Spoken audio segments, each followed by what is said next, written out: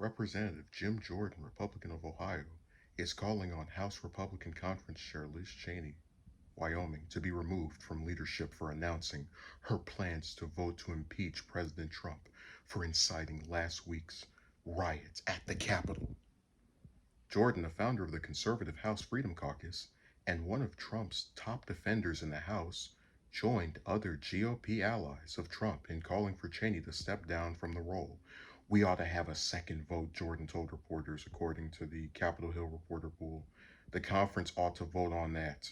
A group of conservatives have begun circulating a petition calling for Cheney to be ousted from House leadership. House Minority Leader Kevin McCarthy, Republican of California, would not comment when asked multiple times on his thoughts on the matter or whether he would back the effort. Jordan's comments echo those of Representative Matt Rosendale, Republican of Montana, and Freedom Caucus Chairman Andy Biggs.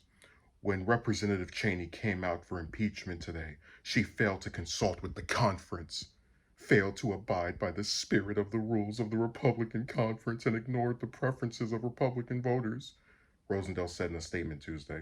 She is weakening our conference as a key moment for personal political gain and is unfit to lead. She must step down as conference chair. Biggs told Fox News that he didn't think Cheney should be the chair of the Republican conference anymore. The reality is she's not representing the conference, she's not representing the Republican ideals, he said. So I came out and said that Murkowski supporting Trump's impeachment was actually a very brave thing for her to do because she's someone who in the past has been against him on a number of key issues like his education secretary, and Kavanaugh as well, and had barely won re-election the last time she ran in 2016. So it was something that there was really nothing to gain for her by doing. Now, in the case of Cheney, I had said that, not in the video because it's first I'm talking about this, but I had said that with her, it's a different story because she's in a state where she's part of the premier political family, where she gets 60% of the vote every time she runs. That's red. So there's really no type of punishment I could foresee her getting as someone who's coming out against Trump. But what I think is really comedic about these comments is that it goes along invalidating the belief that the Republicans are like a cult.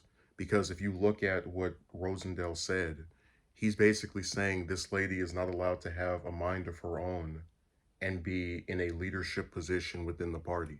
So up until today, or rather yesterday when she announced the impeachment vote, he was okay with her being in leadership. But now, because she disagrees with him on this one thing, oh, she must go. She's not representing Republican ideals. And think of how much of a coward you have to be as a politician to where, like, we know the majority of Republicans like Trump, but you have to be so cowardly as to only ever support the things that you think they support. You can't have a mind of your own.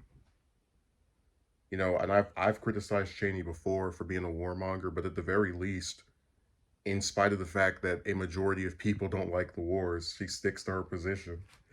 Um, and it's just crazy that, like, because of how weird this stuff is getting, I'm forced to defend politicians that I don't even like, or I'm like in a principled way trying to, because I do think that telling someone they shouldn't be in a leadership position because their views are not reflective of the people, the voters, I don't, especially when it's one view and it's just this one time that they're saying something you so heartedly disagree with, I think is ridiculous.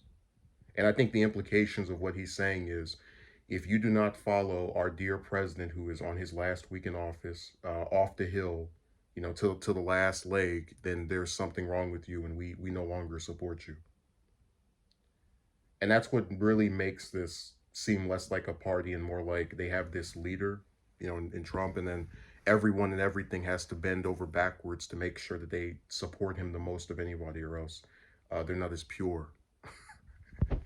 So look, Liz is not someone I want to defend under any circumstance, but I think these people are delusional. Like the Republicans that actually think they can get rid of her, good luck. She is in the premier political family of Wyoming. She gets reelected with 60% of the vote every time. I think she's going to be in the House for another, if she doesn't run for the Senate, 20, 30 years. So have fun with that that difficult task. You'll need all the luck you can get if you want to oust her. She's here to stay.